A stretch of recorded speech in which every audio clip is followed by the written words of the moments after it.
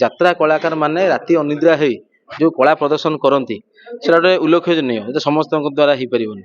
ତାକୁ ବି ଆମେ ଉପଭୋଗ କରୁଛେ, ଯେ ଆମେ ଦିନରେ ଥରେ ରାତି ଅନିଦ୍ରା ହେଲେ 4 ଦିନ ଶୋଉଛେ, କିନ୍ତୁ ତାଙ୍କର ଏତେ ଧୈର୍ଯ୍ୟ ଭଗବାନ ଦେଇଛନ୍ତି ଯେ 365 ଦିନରୁ 300 ଦିନ ରାତି ଅନିଦ୍ରା ହେଇ କରୁଛନ୍ତି। ବିଶେଷ ଭାବରେ କି କ'ଣ ପାରିଶ୍ରମିକ ପାଉଛି ସେଇ ବାଟକୁ ଆମେ ଯିବାନି। ଆମେ କଳାକୁ ଭଲ ପାଉ, ଆମ ଅନୁଷ୍ଠାନ କଳାକୁ ଭଲ ପାଏ, ଆଉ ଏମିତି ବି ଜାରି ରଖିବ ସବୁ କ୍ଷେତ୍ରରେ। ଆମେ ଖାଲି ଯାତ୍ରା ଜଗତ ନୁହଁ, ଆମେ ଖେଳ କ୍ଷେତ୍ରରେ ବି ସମ୍ମାନିତ କରୁ, ସାମାଜିକ କ୍ଷେତ୍ରରେ ସମ୍ମାନ କରୁ, ସାମ୍ବାଦିକ ମାନେ ସମ୍ମାନ କରୁ।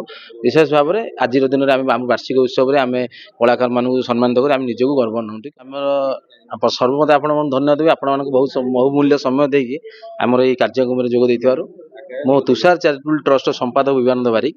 ଆମେ ଏଇଟା 2022ରୁ ଆରମ୍ଭ କରିଥିଲୁ, ଯେ ପ୍ରଥମ ବର୍ଷ କରିକି ରହିଯିବୁ ବୋଲି ଭାବିଥିଲୁ, କିନ୍ତୁ ମୋର ସହଯୋଗୀ ମାନେ ମୋତେ ଉତ୍ସାହ କରିକି ଆମ ଅନୁଷ୍ଠାନକୁ ଉତ୍ସାହ କରି ଆଜି 5ମ ବର୍ଷରେ ହେଲାଣି, ଆମେ 50 ବର୍ଷରେ ପହଞ୍ଚୁ।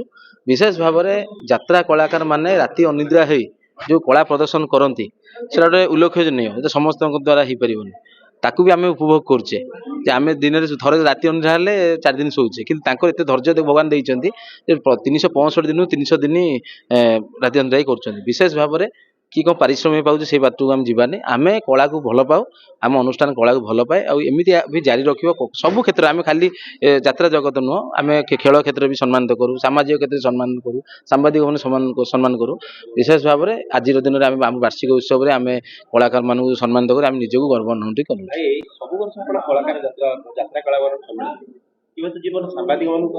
ନା ନା, ଆମର ଆପଣ ମାନେ ଜାଣିପାରୁ, ଆପଣ ଜାଣିନଥିବେ, ଆମେ ପ୍ରତି ଅଗଷ୍ଟ 15 ହଉ କି ଜାନୁଆରୀ 26ରେ ଆମେ ସାମ୍ବାଦିକ ମାନେ କରୁ। ଆପଣ ବି ଆମ ପେଜ୍ ଦେଖିପାରିବେ।